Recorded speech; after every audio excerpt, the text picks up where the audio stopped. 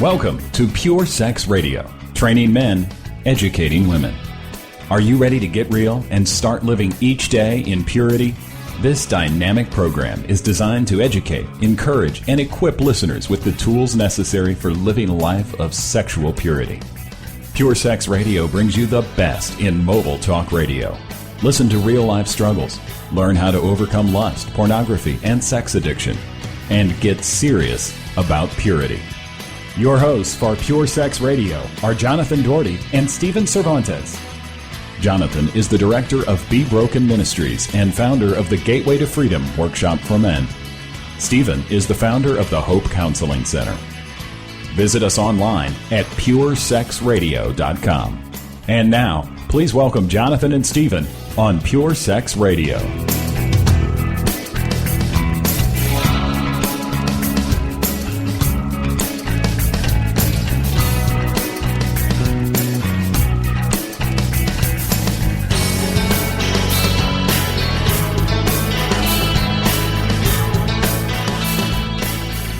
Good day, radio listeners. Welcome to this week's edition of the Pure Sex Radio broadcast. We're glad to have you with us. My name is Jonathan. I'm here with Stephen. Stephen, how are you doing? I am well. Thank you for asking, sir.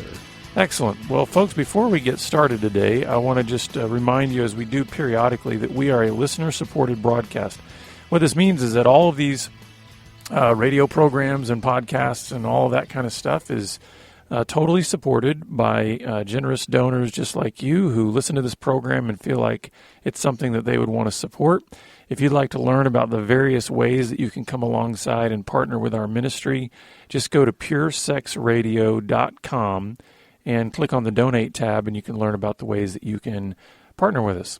Well, Stephen, I'm going to pass it off to you, and you're going to just put me on the hot seat for the whole there you go. Program, right? I love this part where I get to interview Jonathan, and he gets to use some real-life experiences that he can tap into. But I was thinking about what we're going to talk about today, and I really like to capture just a little scene that occurs. And you've seen it over and over, and I've seen it over and over. But it's the very moment. And I mean, it's not initially the moment, but it's that those early days when a man is discovered for having a history of porn or an affair comes out, and the guy is just starting to process what's going on. And, you know, there aren't many safe places that you can go and just spill your guts. Mm-hmm. But when this guy, who's, you know, his wife, say, just discovered it and has created a big emotional explosion, well, he's sort of stunned by this flash bang response, and now hard reality hits him. And he'll come to another man, a pastor, a counselor, someone he trusts. And when he starts his process of trying to understand himself, I wanted to capture that moment. What does he say when he's really starting to explore himself? And so I've written some comments down, and you've written some down, and I would like just to throw these comments out and see if they make sense to you, if you can explain to us and the listeners the moment of crisis. What does it sound like? And I'll be the guy in crisis. And so he'll say something like this, and I guess I'll go in and out of my role, but he'll say something like this: wow, how can this be happening to me? I don't understand. How is this happening to me? I've lived a good life. How could this? I don't get this. How is this happening? He's in shock. He's withering. And he's just saying, how's it happening? How did this happen to me? Well, and the way I would respond to that in terms of just kind of drawn from my own experience is it's, you know, you said, how could this be happening to me? I've you know, lived a good life and this kind of stuff. I would almost say, how could this be happening to me? Because I thought I had everything under control. You know, I thought I had all my ducks in a row. I thought I had all my compartments sealed up really nicely. I thought I had everything, you know, all the lines drawn real neatly and strongly wow. between all the areas of my life. So it's like and that's what I think, that at least was what was going on in me. Good. That's it's good. like, how could this happen to me? I mean, I've been spending day after day, being really careful and making sure that this secret is hidden way deep and that nobody that I really care about would ever find out about this. And so there's a shock in the sense that you found the only weakness in the dam and you exploited it. Now everything broke through because you had great control. Well, and that's just it. I think for me, the moment of crisis exposed how really frail and arrogant I really was. Meaning, I thought I could snow everybody forever, including myself. And it's like the moment of crisis when everything really did finally come out. It exposed, man, I really am a mess, and I really am weak, and I really have no control, and I really wasn't as this really wasn't as much like Fort Knox as I thought it was. Wow. There's a lot of holes in this wall. That's good, because I would not have thought that. That's excellent. So then the next thing he says, I'm so stupid. I can't believe how stupid I've been. This is just so stupid. I can't believe it. It's ignorant and stupid. And I don't get this. Well, and it's interesting because I think there's two sides to this. There is definitely the reality that I've done a lot of stupid things, and now they're known to people other than just me. But then there's the idea. You're saying there's a lot of stupid in this story, right? Yeah. But then the thing that happens is then we also have the other side of that where we've been turning this inward on ourselves for so long. Like, I've done so many stupid things for so long, I must really be stupid at the core of my being. I really am a stupid person. And there's kind of that shame element that comes with it. And so to me, when the moment of crisis hits where, yes, the stupid things you've done are exposed, and even the shame that you have connected to your stupidity is exposed, then for me, kind of the resulting conclusion was, well, now I want to hide forever. I want to go crawl in a hole and never come out. You know what I mean? Well, yeah, when you think, well, how much stupid is in there? Well, let me just pull on this little string and this thread. And then all the cars come tumbling down. And then all of a sudden there's a shoe that comes out, and there's a bucket, and then there's a Volkswagen Beetle that comes, and I'm pulling on all this stuff. How much stupid is in there? Mm-hmm. And how could I be this stupid, right? So there's two parts. You're saying there's a history to the story that, man, it's ugly. And then... Well, there's a history of, if you look at it on the behavioral level, yeah, the stupid behaviors, they've escalated over however long you've been hiding these things. Mm. But then also with that, there's the increase of the shame connected to those stupid behaviors. So... But then you're saying, stupid me, stupid me, stupid exactly, me. That's yeah. what you're saying. And that's where I think when the moment of crisis comes, when all of that gets exposed, you're not only dealing with somebody looking at you and saying, you did what?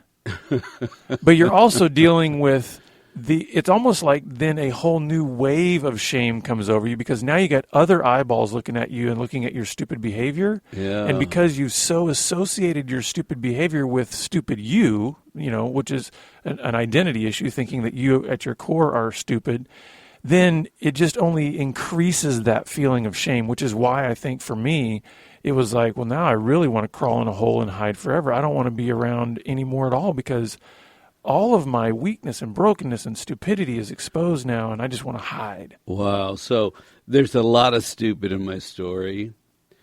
I have to turn on myself and finally label me as stupid and practicing stupid. And then you're going to see me as stupid, right? Wow. So the next thing we hear is this statement. How could I hurt my wife like this? How could I hurt her so much? How could I do this to my wife? Mm-hmm.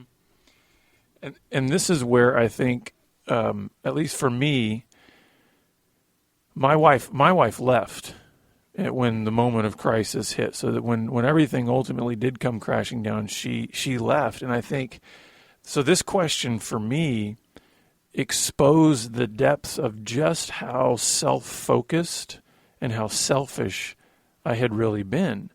And I think I have to admit, I wish I could say that for me and really for most guys, it's like, hey, once, the spit hits the fan and all the truth comes out and you have the moment of crisis and you look at this question, you ask yourself, how could I hurt my wife this deeply? I wish I could say that it's something that you just dive immediately into and you start really trying to explore, empathy and understanding.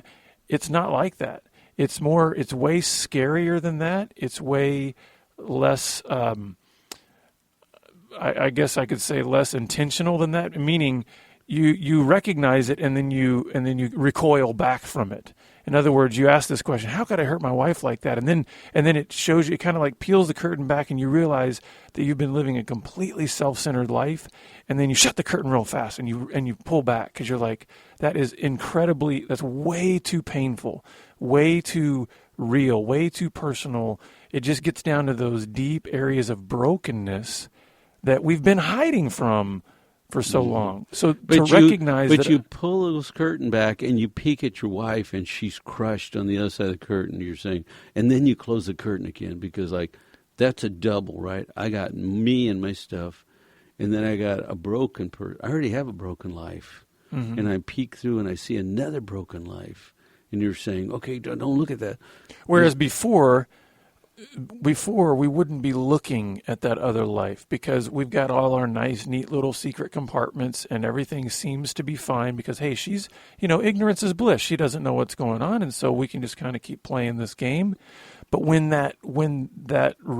those secrets come to light, then you can't forever ignore the fact that you have hurt your wife, that she is in the know now, and it's something that you have to deal with. So when I say you recoil from it, it's like you have to go back to it again. And you have to keep looking, and you have to keep asking yourself, how could I have done this? How did I get to this place? And that's when it starts exposing, because I've lived my life with me at the center of it. Yes, and what's interesting is when wives find out, they're angry and they're ugly and they're loud and they're threatening and they're desperate and they're broken. I mean, just all over the place, right? Their world is upside down. And he says, how could I hurt my wife? Because he knows, man, he is looking at pure pain in another person, right? And it's not from something small. He didn't lose, this is big, he didn't lose his job. He didn't lie and not go to work today. He didn't spend his lunch money on this and stuff. Oh, no, right? This is a desperate woman thrashing in pain. And you're saying, whoa, that's the creation. That's the outcome, right? How could I create so much pain? But he can just barely, like at the tip of the iceberg. Well, it took me a long time to get to a place where I think I could say that I understood to a degree what my wife had been through. I don't think there's ever a point in which we can say to another human being, I completely understand what you've gone. We can't do that. We're not that other person. But it took a long time. I'm saying in the months and years range before I felt like I had at least a grasp on the depth to which I had hurt her, so that it took me off of the throne of my life. It took me out of this place of saying it's all about me. And that's really why I say we recoil a lot of times when we see this, because our only familiarity is living with this self-centered paradigm. And so to look through that curtain and see this other person hurting and devastated because of what we've done, we feel a double threat. We feel the threat of what would my life be like if I actually did dethrone myself, because I don't know how to live like that.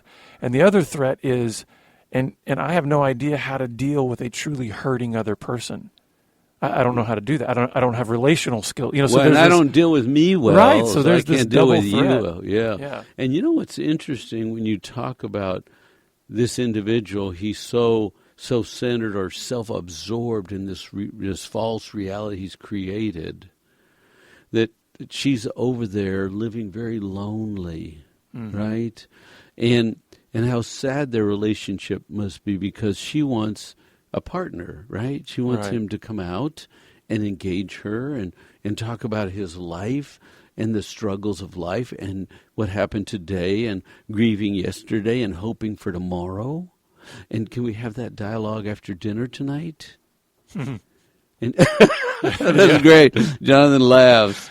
No, we're not having that, because this guy's too self-absorbed, right? He wants to go off and entertain himself in his head somehow. He doesn't want to peel back the whole idea of real life, right? Well, and that's why this then becomes so overwhelming, is because it's one thing. This guy can't even handle the simplest of a normal relationship. Now you're saying we're throwing the doors open to the depths of a relationship in crisis. And it's like he's overwhelmed. He's thinking, that's why this question comes to him, how could I have hurt my wife like this? Because now he's also thinking, I have no idea how to repair this, because I don't even have the skills for a basic healthy relationship, let alone the complexities now of healing a really broken relationship. A broken wife in crisis. So it's so funny how these thoughts just jump around. This guy's trying out all these thoughts, and he's trying to figure out, how do I express myself? I've just been busted. My life is falling apart. And then he makes this statement, I love my wife. I really love my wife. What? How does that fit with the rest of this insanity? Well, and I'll tell you how it fits. It's because when you are living your life based on a lot of what I should say are interesting perceptions of reality, you can come to believe a lot of things that are not actually real. And what I mean by that is, I'm not saying that this guy doesn't actually love his wife, because I said the same thing. I would bounce back and forth. How could I hurt my wife like this? I love my wife. But then I actually had to get honest and say, do I even know what love is? I've got an idea of what I think love is, which is, hey, I've had some feelings along the way. I did say I do. I've got a ring. And I'm making these assumptions that those few little things, if I kind of cull them all together, well, that must be love.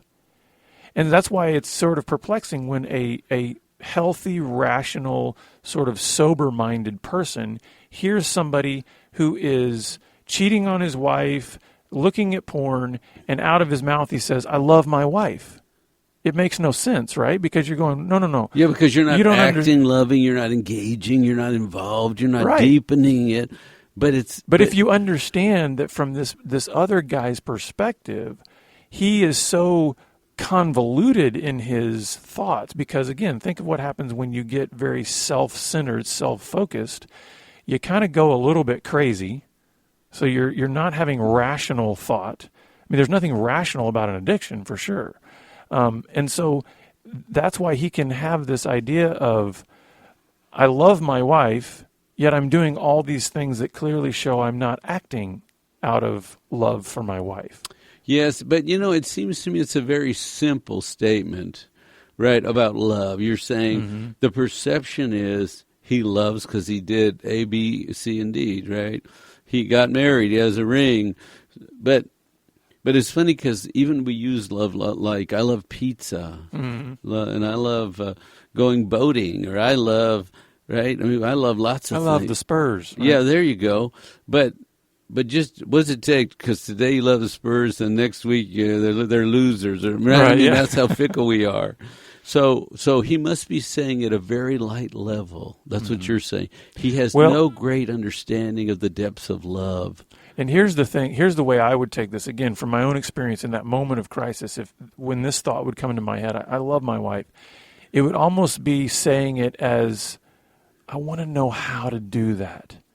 Because really, if in the depths of my heart, I do love this woman, but I'm so ignorant as to how to do that. And so it's almost a plea, a cry, a desperation that says, how could I do this to my wife? Because really in the depths of my soul, I do love her. I don't know how to do that, but I do. You know what I mean? So it's like... Right, but I know how to use porn, right? So that's easy. That's a whole lot easier. That's a hard question. How do you love a woman? Right? Which is why it gets ignored, which is why it's like, it's sort of it's a confusion in this guy's heart. He's going, I do love her, but I don't know how to do that. Yes, and it's a simple, I think we're concluding it's a simple belief. right? It's not a mature, invested in deep belief. So it comes out right in the middle of the crisis, in my moment of crisis, but I love my wife, huh? People look at you and go, what? That's what love looks like, huh? You don't love very well if that's...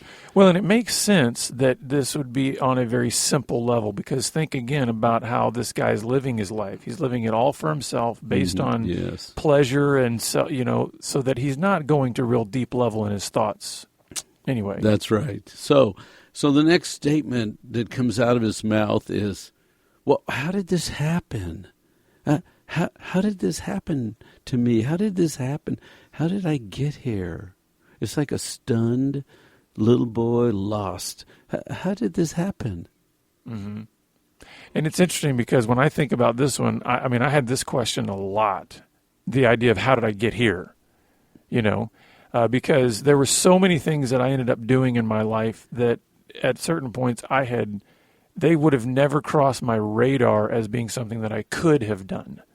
And so I'd push the envelope so much farther than anywhere that I had even ever imagined that I could go. And so the idea is, how did I get here? And I think that's part of the numbness that happens the further down this road you get of self-centered, sexual appetite, cravings, all that, is that you get numbed out to the point where you go to places that you sort of... When you wake up from having gone to those places, you think, what just happened? Did I really do what I just think I did? And it's almost like you're getting put into a trance. And don't misunderstand me. I'm not making excuses here and making it sound like, hey, nobody's responsible for their actions. I'm not saying that. Mm-hmm. But I'm saying almost like emotionally, a person gets lulled into this numb state that says, just keep going, just keep going, just keep going, until finally when you really do crash to the floor, you hit the bottom and you're sort of awakened from this numb slumber that you've been in. You look around and you think, how did I get here? Because when I started, I mean, all I was doing was some guy out in a field when I was 12 years old showed me porn. I was scared. How did I get to, sleeping with prostitutes? How did that happen? And you're really fuzzy on the journey that happened. And, it's interesting because there's a little insight that you were sharing. I have cravings, and I act on those cravings till I'm numb. And then I wake up from my numbness, and I still have cravings. Mm-hmm. So, and I act on my cravings until I'm numb, and then I sort of drop out until I wake up again, and then there's a little cycle that's happening right in this process. And then the next comment is, oh, what have I done? What have I done? Mm-hmm. And this is a good thing to ask. It's also one of those things where you have to be careful, and if you're helping somebody in the early stages, you have to be careful that they don't take this question and then continue to drown in their shame from it. It's like, oh, what have I done? We talked earlier about, you've done a lot of stupid things. Okay, yeah, that's the reality. You've done a lot of stupid things. This does not mean you're a worthless, despicable human being. Okay, it's like, yeah, we do need to have that sense of grief, because I hear there's a lot of grief in this statement. What have I done? Man, I've hurt a lot of people. I've ruined a lot of things. I've dashed dreams. I've hurt hopes that my wife had. And so there is an agony and a grief that's good. I think it's part of the healing process. But it's still in that moment of crisis. It's like the wave of all of the destruction comes over you, and you wonder, what have I done, and what am I going to do from this point to try to make things right? Wow, that's good. And I'd like to separate what you just said into the waves of emotional shock. But then still, after that shock of wave, you look around and there's destruction, right? Mm-hmm. There's just broken lives and wasted time and pain and hurt. So then the next thought that rolls out is, I can't believe this is happening. Really, I can't believe this is happening. And that takes me back to the first one. How could this be happening? Because I'll jump in on this and you follow up. I can't believe this is happening. I thought I had tight control. Mm-hmm. Where do you go with this one? I can't believe this is happening. Well, and that to me does kind of roll back to that first one where it's like I really thought I had my, I thought I ran a tight ship here. I thought I had things and I thought that my solutions would work, because every single guy who gets down this road to a certain point, he's saying, I don't want to do this anymore because it really isn't. I mean, it's bad. But I don't know how to stop, and I've tried a few different things, and I thought my solutions would work, and I can't believe that nothing's working. I can't believe that this is happening. And I can't stop myself. I'm getting worse, mm-hmm. You're saying. But then I go back into cravings, and I try really hard, and then the cravings come, and then right. So the other part is I can't believe is like shock. Mm-hmm. Can you say something? Is this shocking? Yeah, it's almost, the way I describe it, or the way I would describe it, because we talk a little bit about waking up. And part of the waking up, I almost think like, not that I've ever experienced this personally, but to me, I wonder if it's like waking up from a coma. I mean, you've been in a coma state for years, and all of a sudden, your eyes pop open to the reality around you. You've had a lot of things going on in your mind when you're in this coma, but you're not actually engaged with the reality around you. You're in this unconscious state. Mm-hmm. And then when you finally do wake up, you're groggy. You're, oh my goodness, everything is unfamiliar to me. And that's where the shock comes in, because it's like finally the curtain has been lifted in a way to where you see things that you had never paid attention to before. You see the hurting wife. You see the angry boss. You see the destruction in your family. You see all of this. Your life. Your reputation is on the floor. You see all this, and now you go, what do I do? I mean, how do I crawl out of this hospital bed and begin to live a life engaged in this reality when I've been in a dream state and a pretty nightmarish dream state for so long? That's good. So then it rolls around to relationship, and he says, oh my goodness, how do I save my marriage? Mm-hmm. I've got to save my marriage. Well, I think this is this is a common reaction. I mean, I think it's a natural reaction when everything's about to be destroyed, when everything's about to unravel. It's our natural tendency, especially as men, to try to say, I got to fix this. I got to fix it, And while I think it's a natural reaction, we have to be careful, because then what are we doing? We're setting a whole new paradigm of what's going to be at the center of our lives. Okay, before it was me, but now we go, okay, I see that wasn't good, and I see the reality of how I've hurt this woman, and so now I'm going to make saving that relationship the center of everything I do. And that's, in my opinion, just as unhealthy as saying, I'm going to make me the center of everything I do. Because what should the center be? Well, I believe the center should be Christ. Absolutely. Yes, but in his thinking. Because my thought, you're right on that, but I was thinking, hey, I got to heal me before I heal my marriage. Mm-hmm. Yeah. Keep going. Which feels counterintuitive, because when the truth comes out, everything is blown up in the marriage. And so people think, hey, I got to work on the marriage. But, a healthy marriage is comprised of two healthy individuals. So you've got to both be on a growth mission in order to actually have a healthy marriage. If you're trying to have a healthy marriage without either one of you choosing to get on a personal growth mission, then everything you do for the marriage is going to be futile. It's going to not work. It's going to not. Right, because you got a weak man still. Okay, so I'm going to run through the last ones. If you got a weak man, you can't have a great marriage. I'm going to give you 3 of them, Jonathan. I've made a mess of my life, and is it worth it to try to recover, and can I ever be whole? Yeah, here's the good news. I know we only saved about 60 seconds for the good news, but we really wanted to try to unpack this idea of what happens in a crisis. The good news is no matter how deep the crisis is, there is hope. I mean, God is a God of hope. He's a God of second, third, 10, 400th chances. And so it's an issue of saying go through all of this grief, go through all of the questions that you must ask, and get to a place where there's true humility in your life. And when you actually embrace true humility, then you can actually see the effect of grace that says, you know what, there's a possibility that change could happen. And even if the relationships don't work out, you can still be restored to wholeness and to usefulness. That's where we're going to have to wrap it up this week, but we look forward to having you back here again next week on the Pure Sex Radio broadcast. Pure Sex Radio is paid for by Be Broken Ministries. Visit us online at puresexradio.com.